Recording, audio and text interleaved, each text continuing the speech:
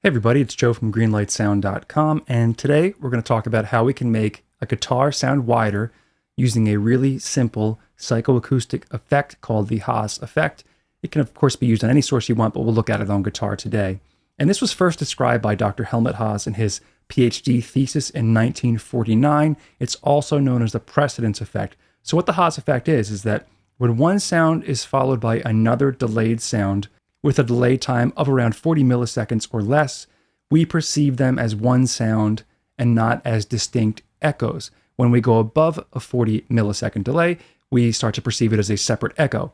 But anything below that we perceive as one sound kind of fused together. On most sources, anything between 5 and 35 milliseconds usually works, depending on how transient heavy it is. The more transients you have, the more percussive it is. The less time you want, the lower the millisecond value.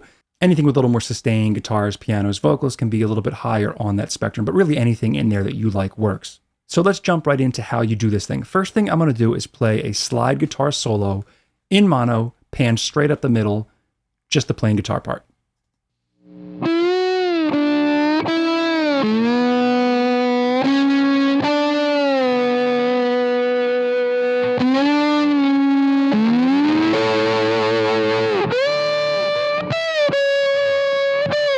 We get the idea. The easiest way to do this, especially in Studio One, is to simply copy the track. So I just right-clicked up here, copy complete. I get a second version of the exact same thing right down here.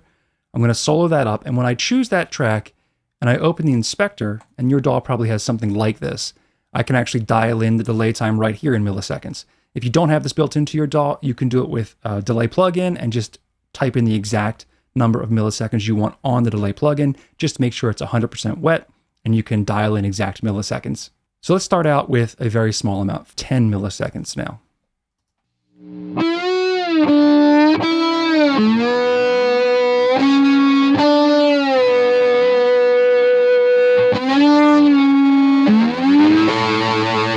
So that's what it sounds like in mono. To get the real effect, we want to spread it out a bit with our panning. So let's just jump the original track 50 left and around 50 right for the delayed track.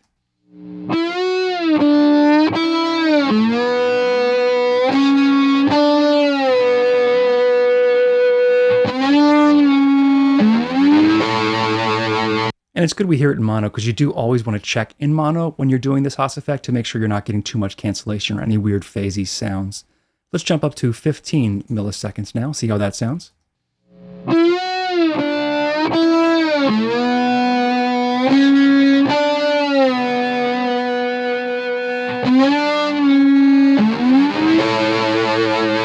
All right, how about 20?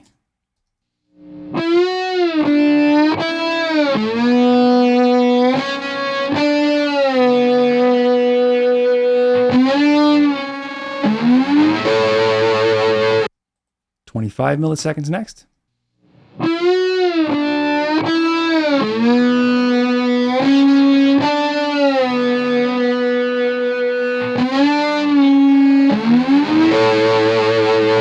As we're boosting the time up, you can hear a more obvious delayed effect. 30 now.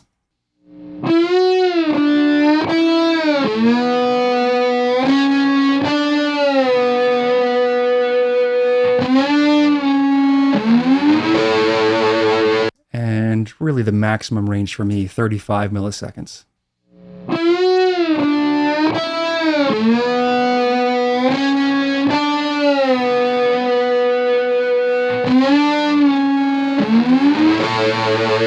The top range described in the actual Haas effect is 40 milliseconds, so here we are at 40.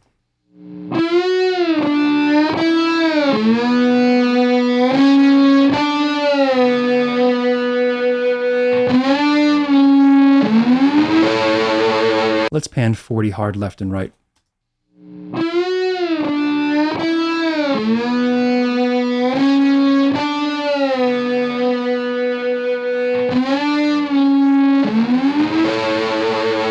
And let's jump up to 50.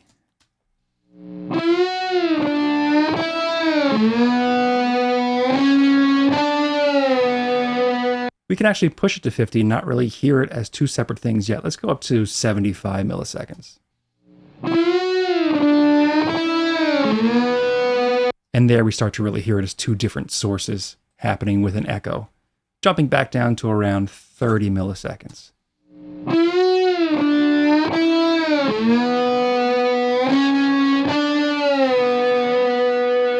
It sounds like one source there. So remember, we came from this in mono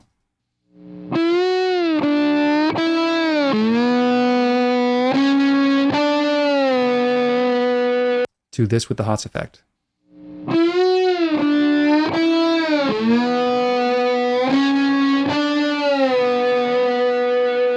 And remember, we always want to check it back in mono again, just for any phase issues we may have. If we do encounter some phase issues, you can sort of EQ each channel a little bit differently, and that can help out with the phase. You also want to make sure you don't overdo this on too many sources. Use it on the few key spots where you have a mono source that you want some width to, but don't use it on every mono track in your mix, or you will definitely run into some phase issues.